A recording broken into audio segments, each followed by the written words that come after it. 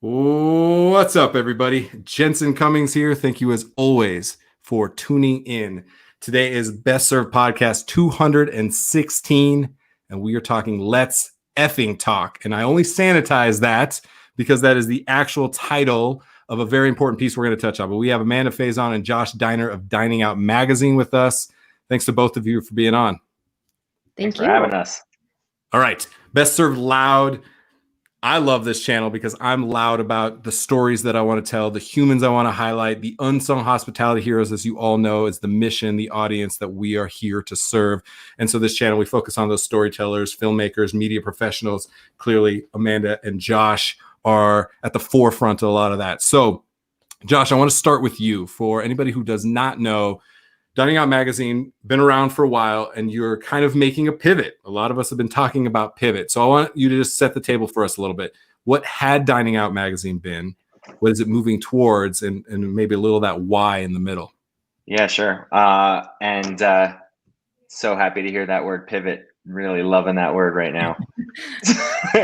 Now the worst word in the English language. It's like, yeah. Seriously, it's one of those. It is. It was a good word. Normal. New normal is another one. Like, what the hell does that mean? Come on.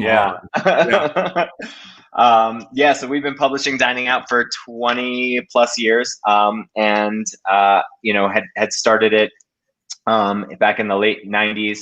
Myself and two partners, we really started it kind of as just a menu guide back at the very beginning, before internet, when menu guides were a needed thing. But I come from a journalism background and have an interest, a deep interest in writing and storytelling, and so kind of added a little bit of extra.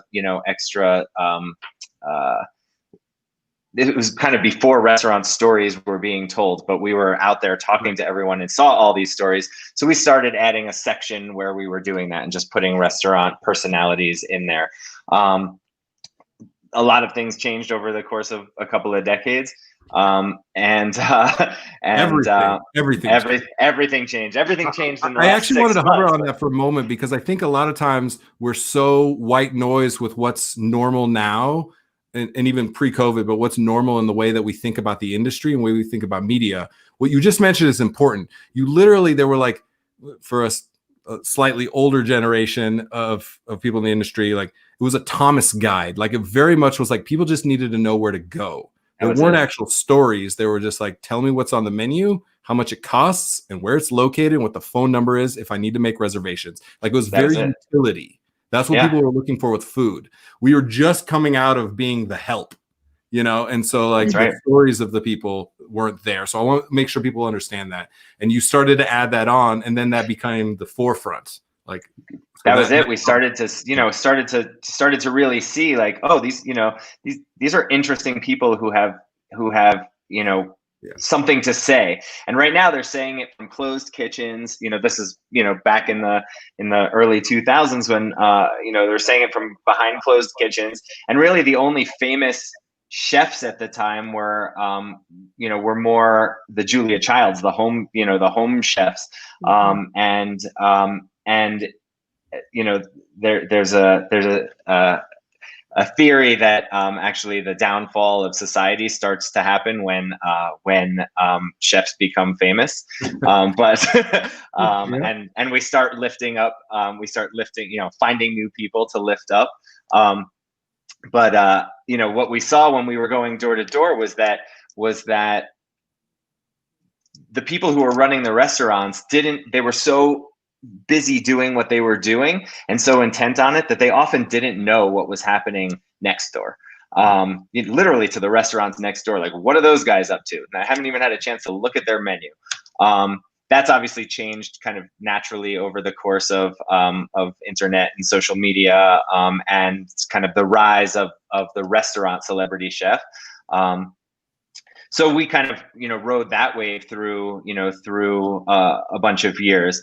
But really over the past, I'd say 5 or 6, we started to see like, with the ease of, where's a restaurant within 15 feet of me, into your phone, the need for a written guide to restaurants was, it became more and more or less and less relevant.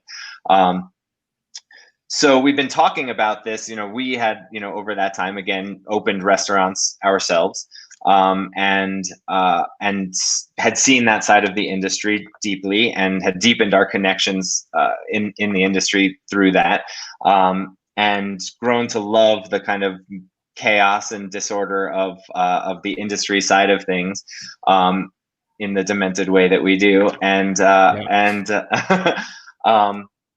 and so had been talking about, well, we have this magazine and we have this reach.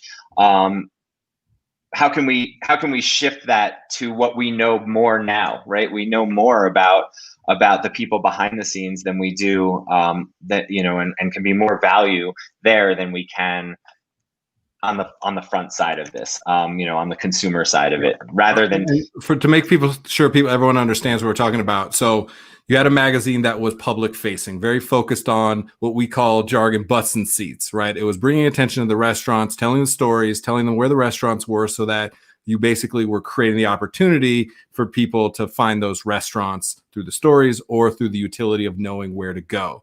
Now you start opening restaurants, you start getting really connected to the people behind the scenes, recognizing that their stories are in multitude, more than you can share to the public, and maybe more than the public could even understand. Yet people within the industry are highly motivated to understand what the hell is going on within their own four walls, let alone down this block, let alone in their city or at large. And so you saw the need that maybe people can find it here. They don't necessarily need the magazine of 2005, 2010, even 2017. They're looking for something different. Now you want to serve a different audience. That's a huge shift, because you have, from a publication standpoint, you have massive amounts of attention out in the market. And now you're basically saying, I want to turn all that attention internally, and you don't necessarily have that audience. So what's the catalyst for that? There has to be a pretty big shift to go, we're going away from hundreds of thousands of eyeballs to, I don't know how many people in the industry are actually going to care. Right. Yeah. And I think that and part of the idea is that we're uniquely positioned because we do have that already consumer base. And so we can help message from a position where, I mean, and you know very well, right? There's like, nobody understands, right? All chefs are always saying it, restaurateurs are always saying it, nobody understands. How do we explain how banged up this economic model is that we're dealing with? And how do we explain when someone just comes in for a steak and they're just like, why is this 3% charge on my, without giving them a whole economics lesson on the broken dynamics of restaurant finance. How do we make it that way? So our thought in doing that is that we can have that conversation internally and then message it out in a way that is palatable both within the industry and outside of the industry. I like it, connecting the dots. All right, Amanda, to you now. Then you tap Amanda, who, for anybody who doesn't know, very much been a mainstay in media in the Denver metro Colorado area. 5280 magazine is really where a lot of us first kind of came onto your work. And so for you, Amanda, why was this a project that was worth you signing on to become, the editor-in-chief? Well, I mean, I think this idea, first of all, the media landscape, the food media landscape is so crowded. There's so much noise out there. So little of it is actually of value. There certainly are places you can go and get some good info, but it's just a glut of information. Yeah. And apparently I'm in food media now, so they'll let anybody in. I don't, it's crazy now. It's crazy. So I appreciate that. And this project, though, it felt different to you? Oh, it feels totally different. I was at 5280 for 20 years. And within that time, I only covered restaurants from the outside in. I only saw them from the consumer side and reported from that place. And yes, I would be in kitchens and I would talk to chefs and I would talk to servers and whomever, but I wasn't reporting from the inside of the restaurant looking out at the diner.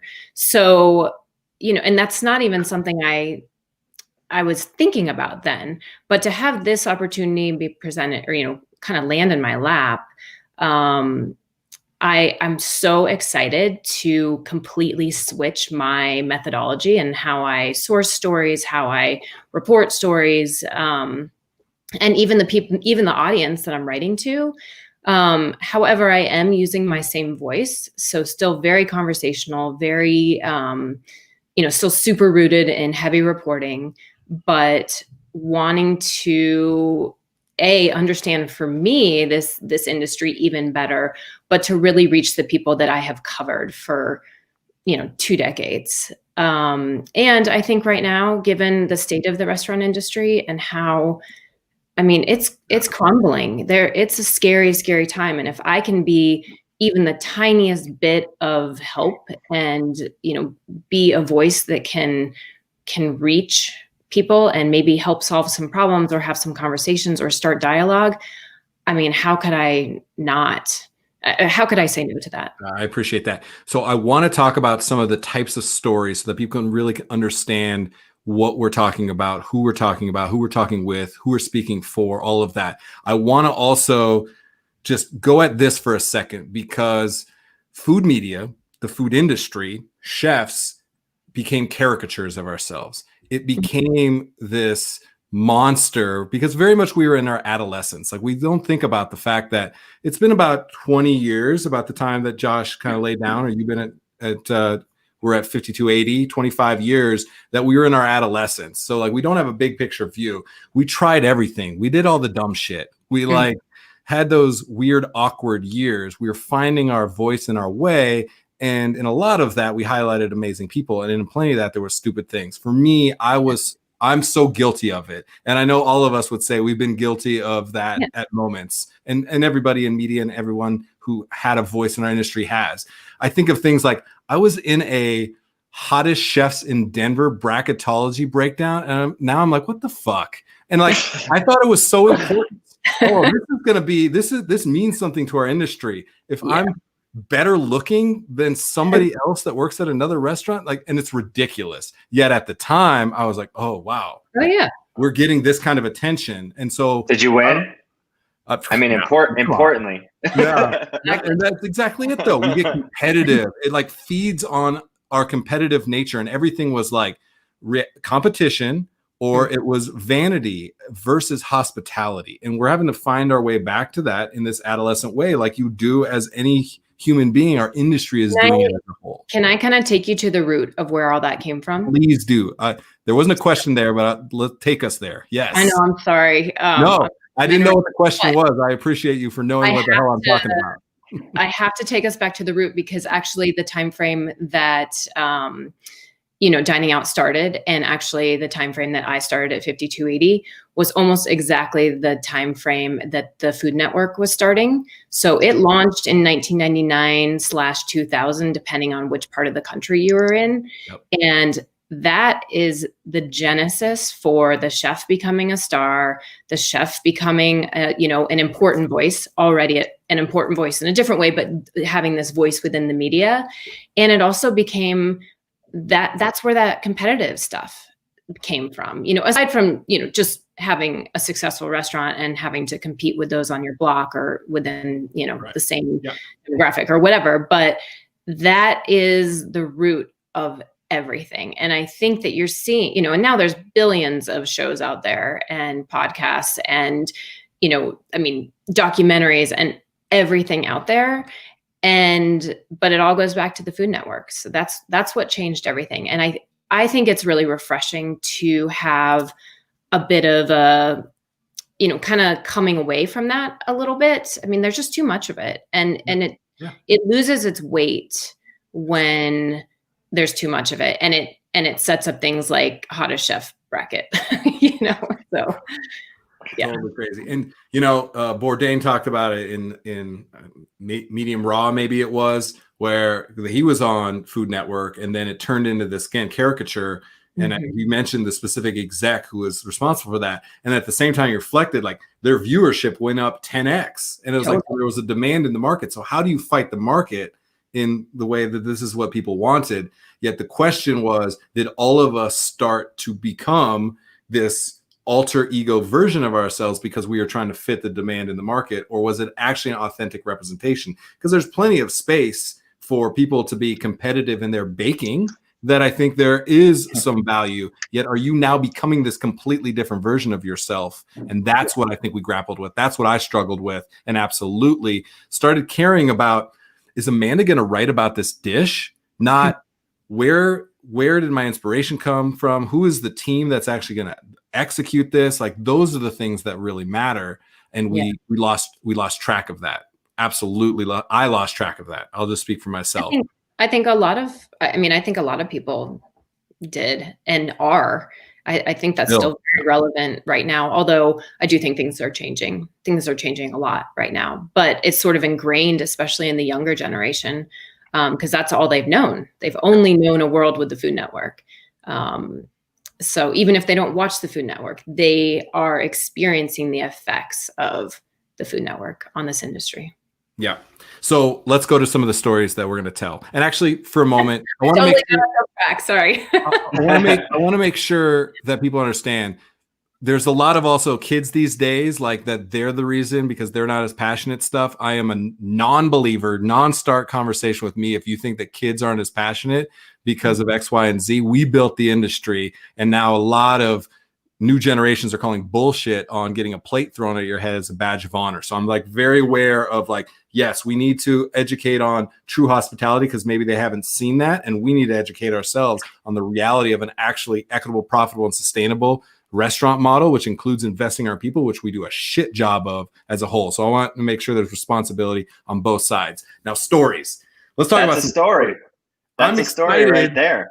That is the story. That's the story again and again and again. Again, that's the story that we need to tell internally, right? Because that's exactly what we're talking about is the idea that that we need to fix, and we, if we're looking to the outside to fix what it is, or for them to tell us, them being guests to tell us what it is that they want. If we're looking to Yelp, which we spend way too much time looking at, like everyone's opinion of what your business that.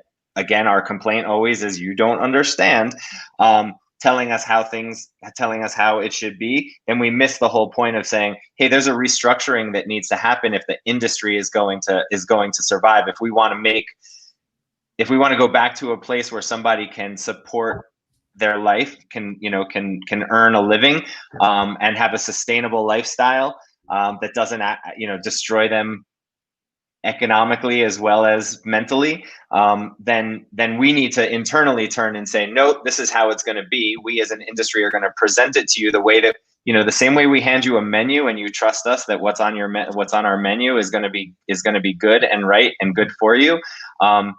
We need to go back to that, and we get too wrapped up in what media is telling us, outside media is telling us, and in the flash and dance of it all.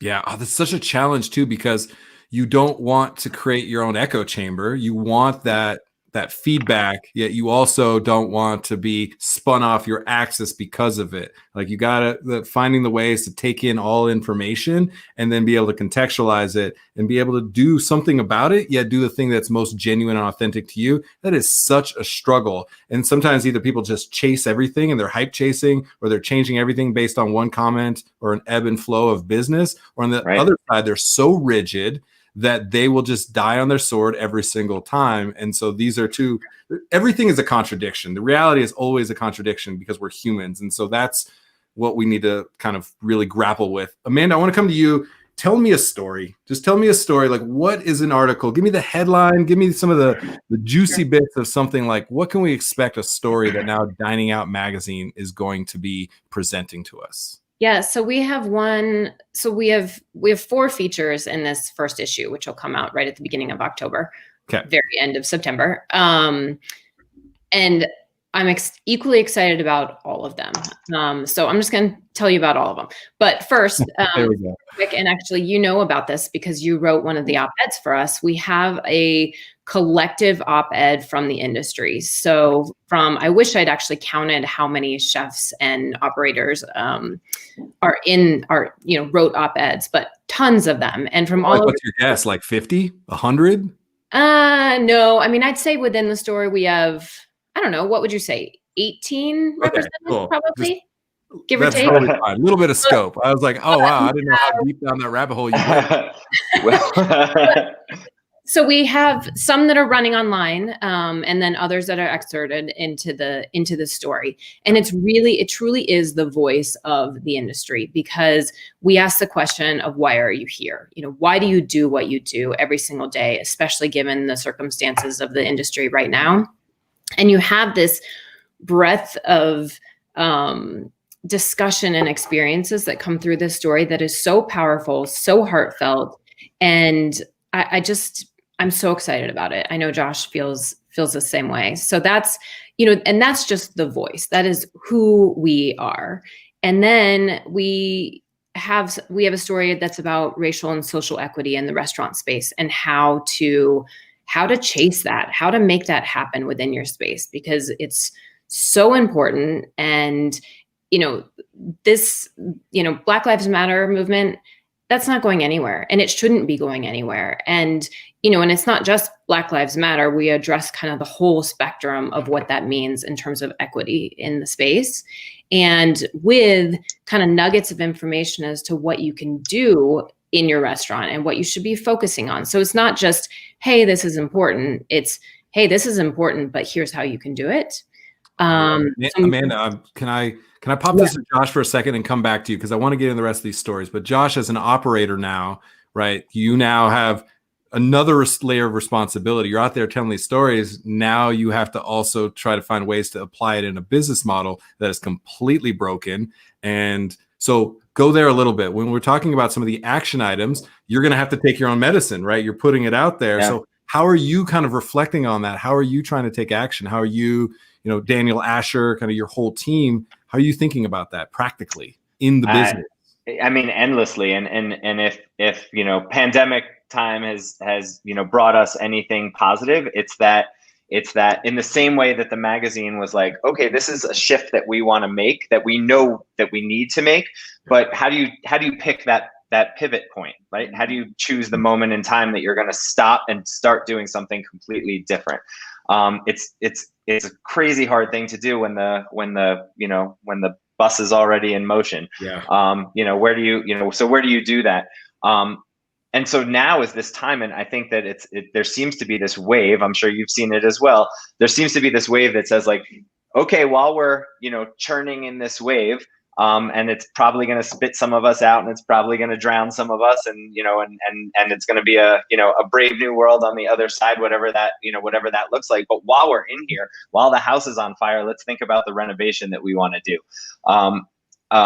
When that happens, and that we're ready for it. So the first wave of this hit us all with like an overnight, like, okay, let's figure something else out to do now. But we're dealing with a fire. Let's put out the fire. Then it's like, okay, we know now that winter is coming. We know that there's a vaccine, and that the world at some point starts to go back to some semblance of normal. So how do we take the lessons, the things that we knew before that are not that were not right, and fix them? So you're seeing a lot. There's so much talk now about the labor the labor model, which is arguably from a systemic standpoint of social justice is a root problem, which is you've got a back you have diversity within your restaurant, but it's segregated, or just kind of naturally tends to be segregated between front of house, back of house, ownership, etc. And so how do we take this family that's already living together and mingle them and create some fairness and create some equity? I was just having a conversation this morning with one of our servers who's been with us from from day one, and we're talking about we had talked about let's create a tip pool, doing that in the navigating all the craziness that goes around the legalities of that. But let's create a tip pool and share that front of house, back of house, and create a fair wage and utilize the tip pool. There's money coming into the restaurant that's supposed to be meant to pay the people in the restaurant. Let's distribute that in a way that makes sense economically. And we actually had, it was so telling to me, we had, so for 3 years, we had our top servers say, we don't want a tip pool. We don't want one. You're going to lose your best help. You're going to, people are motivated by, by getting a bigger tip, and they think that they can do that better on their own. And they all told us, and they were like, you're going to have an exodus. And so we were terrified of the threatened exodus, and just kind of went with the flow, like, okay, I guess we'll keep doing it this way. And then, and so come COVID time, when we reopened, we said, nope, we can't, we have to kill, this, we have to bring labor into line. So we're going to the tip pool. And we didn't ask, we just said, we're going to the tip pool. And we wanted to do that front of house and back of house. Back of house, we came and said, we're going to do this. We're going to reduce your hourly, your stated hourly, but you're going to make more at the end of the week. And they said, and we said, do you want to make more? And they said, yes, we want to make more. Okay, well, we're going to reduce your hourly to $12 an hour, but instead of $17 an hour at the end of the week, you're going to make not 12, you're going to make 25. And they said, so I'm going to make $25 an hour. And we said, no, you're going to make $12 an hour. Just the institutionalized thinking is it was this institutionalized thinking, and it was so clearly a cultural thing, right? This is how we know this industry. And if you tell us that we're going to make less, then we're going to make less. And I can't go home and say that I'm making less. Yeah. And at that point we said, oh gosh, these are people that we love and trust, and that trust us. And so it's not a matter of like personal trust. It's a matter of literally like root societal trust that this is baked in. But now I think what you're seeing is that from on a business side, that's a change that's going to happen, and that in doing that, it's going to happen slowly. I mean, Danny Meyer tried to do it, and if he couldn't do it back then, it was not doable. And I think an entire industry looked at what he was doing with the no tip model. Yep. And the fact that he backed off of that, when he did, and everyone went, well, this is a guy who can do anything. First person over the wall always gets bloody. Like, that absolutely is true. And there's another piece of play, and I don't want to get into this right now, but tipping has to go away as well, and it will eventually. This is part of the seed of that, of creating actual equity in the market. All right, Amanda, I want to get back to you because I want these last couple stories, and I can already tell this episode is going to run long, but it's good. It's important because this is the groundwork for something that's going to be pivotal in our industry. So I want to give it the space that it needs. But what are the other pieces that you're excited about? So I wrote a story about the Independent Restaurant Coalition and the work that they're doing, and specifically kind of how, not entirely spearheaded by Bobby Stuckey up at Frasca and Tavernetta and all the other ones, but how he is really this important member and voice within Colorado for it. But most importantly, just the urgency that is required to get, to have a voice for the independent restaurant industry in Washington. And finally, the IRC is doing that. And, there has been response. They have had, they've been able to make huge headway because, their audience is truly the public. It is the diners, and the diners are the ones who need to reach out to their representatives and, all of that. So there's a story about that. It's called The Rise. I'm really pleased with it, and feel that hopefully people will read it and will, reach out to their representatives, and soon, because the restaurant industry needs help immediately. They needed help 6 months ago. Yeah. PPP was not a No, it wasn't. It was a loan restructured wording. It didn't work for restaurants. It may have worked for a more conventional business model, but it really didn't work for restaurants. Yeah, I want to hover on this. And actually, Sophie, can you throw up the links to saverestaurants.com? I believe what it is. This is so timely important to us as well. We had Jamie Bissonette on from Toro and perfect. Yeah, he's on the IRC. Yeah, and he's on the IRC. And we skipped our whole format and jumped right into that at the onset and said go. And so the functionality, everybody, I'm going to tell you now, go to the link that's in the comments right now. And it literally, you go to their website, it pops up, contact your people. And I did it for Colorado, and it went to, the senator and the local people. And I got responses from them that they at least got my name down as somebody saying, I advocate for the Save the Restaurants Act, excuse me. So make sure that you do that. It is so important to us that now the entire month of October, we weren't even going to talk about this yet, is going to be guests on our show, Bobby included.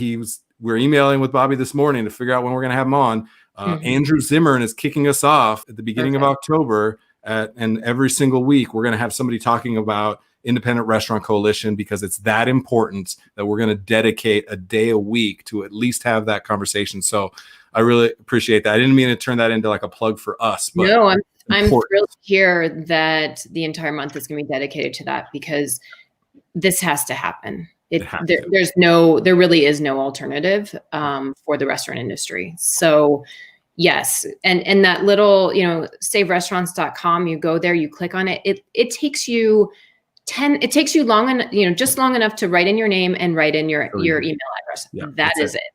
And you're reaching out to every single one of your representatives within your own state. So it's pretty awesome. So everyone should do that. If you don't do that, stop watching the show right now. And I'm serious. This is one of those things, like, this matters so much to me, to the three of us, to everybody in this industry. Take 14 seconds of your life. Otherwise, don't pretend like you actually care about restaurants. I'm calling you out right now. Do it right now. True. All right. So true. Do we have a high note to end people on? What else are we working on this episode? So our fourth feature is about the new neighborhood restaurant and what being a neighborhood restaurant means. And really, it is a shift to, instead of just serving great food to a neighborhood and a bunch of people within the community, it's really aligning yourself with a cause and, being the gathering spot, being, a voice for the community that extends beyond your four walls. So yeah, like I said, all four features, I'm super psyched about all of them and feel like we are putting out a really strong, exciting first issue that hopefully will garner a lot of attention, both from the industry. And I do think it's readable for people who are not in the industry. Not all of the stories, but I think many of the stories will apply and be of interest to everyone, to the general public as well. I love that last piece. So I love all these pieces. I'm not surprised that I do. I love that last piece so much.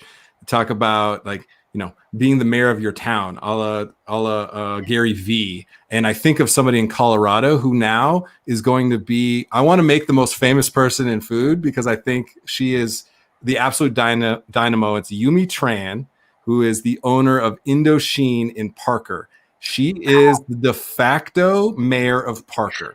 What she is. I thank you for saying her name.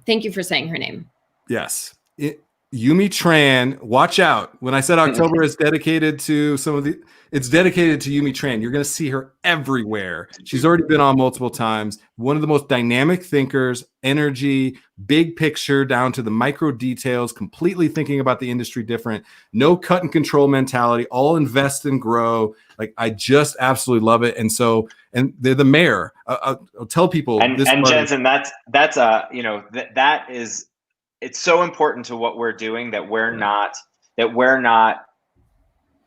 writing stories, that we're not telling this story, but that we're creating a platform and opening up the stage, and it's an open mic to anyone who has something to say. And that's really the whole idea behind it, is like, anyone who has ideas, we want to cut through the white noise. We want to filter some of that, because there's a lot of the same stuff being said, but that we're amplifying voices that need to be heard, and connecting those voices to other people who have, who can join in the conversation. So it's not just us saying, hey, here's a trend that we see, blah, blah, blah, which is what everyone does. Right. And then that's just media feeding media. Like, I saw a trend here, so let me write about the trend, and let me tell, which is what media does in general, right? It takes the start of this story, because you need a narrative, and then just runs with this narrative. And then that narrative, which, has hints of truth to it becomes like the definition of what it is.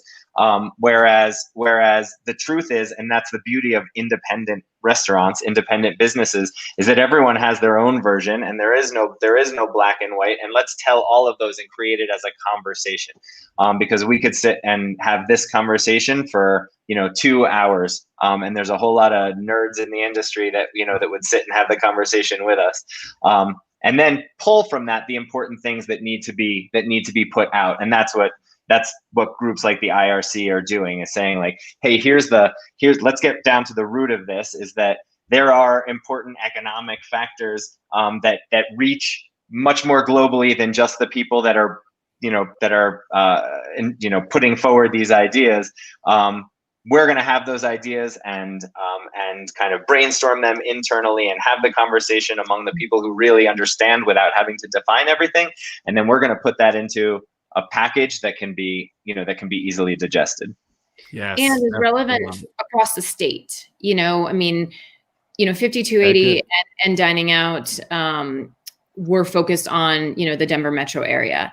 This magazine is statewide. We want to represent restaurants and operators and just industry across the state, realizing that, different municipalities function differently and restaurants function differently within those municipalities. So we want to be the dialogue and the conversation point for the industry statewide.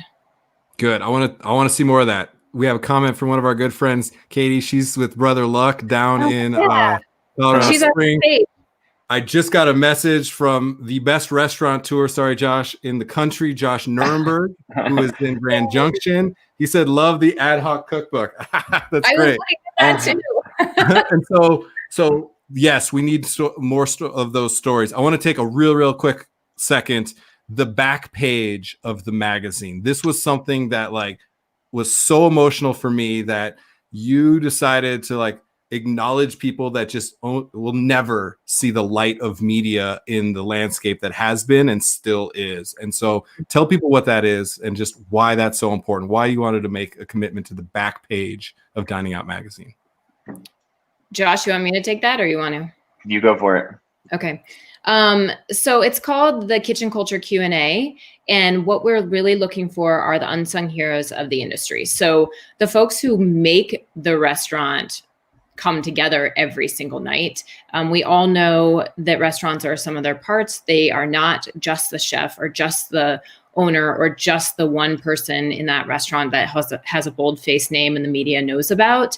You need every single one of those people every single night. And we want to shine a spotlight on, the dishwasher or, expo or an assistant manager or a line cook or anyone who is in that restaurant space and has a story to tell, that most likely you're not going to hear that story in any other place. And by doing a Q&A, we have the opportunity to really hear their words instead of us editorializing over it and, finessing it and polishing it up. It just is, it's from the voice of that person. And I think it's important to shine the spotlight, but I think it's super important to shine their words as they are. I love everything we've talked about. This, I think, is the most important movement in media that can happen. It's literally why we're on episode 216 since March 18th. I'm a crazy person. I was like, I just need to find more of the people that are compelling. And it is the dishwashers. It's the Delfina Serranos that people have heard me talk about. And so I want to make this also practical for people. We work together to find some of the first people that are potential highlights for this. And I'm excited to see who those are. Also, we have a Facebook group called Best Served Together. Please go check that out. And it's basically just acknowledge people. Don't show me pictures of your food. Show me pictures of the human that will actually create that dish that I care about. Is there a way that people can nominate people? Is there a way that they can contact you all? Because I would love for you guys to be completely bombarded, overwhelmed with, and inundated with people being... I really hope so. So where can people? There is, so on that back page, there's a little info box, a little burst that says, hey, we're looking for the unsung heroes. Please nominate the folks in your restaurant or that you know of, or your friend over there who's the dishwasher or whatever.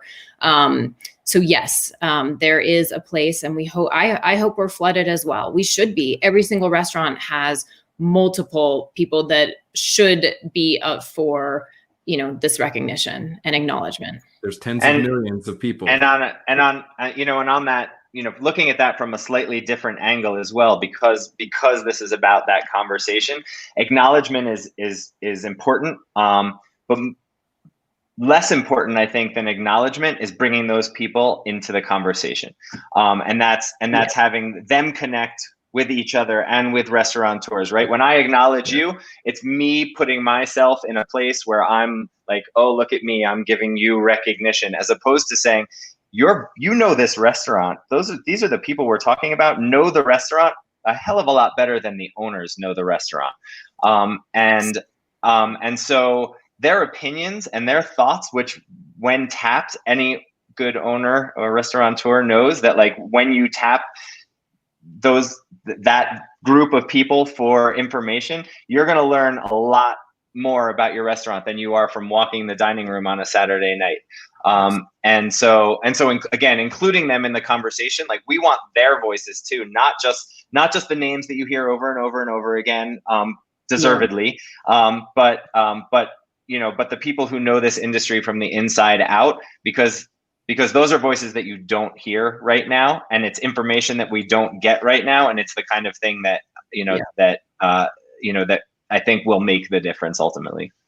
I cannot agree more. What a great way to end the show. That was worth all 40 minutes of this. I really, really appreciate both of you for being on. Moreover, the work and the commitment that you have. And I'm excited because you're putting it out here now. Now you're accountable for it. Now we all need to hold ourselves to new standards, higher standards. And the expectation now is that we are creating a new industry. This is a new opportunity. This is not a different mousetrap. It's not a different color lipstick on the same pig. It is time. It's been time. And honestly, I'm grateful that now is the moment that we're really actually making the commitment to the shift. So I appreciate both of you for the work you're doing and for being on and sharing with us. Thank you. Jensen, thanks for what you're doing. It's all right. I have fun. No, you're doing the same thing that we are in a different medium. So we need all of these conversations. We'll have a lot more of them. I really appreciate it. All right. We're going to let both of you go. I'm going to wrap with the audience for a second. Thank you both for being on. Cheers. Thank you.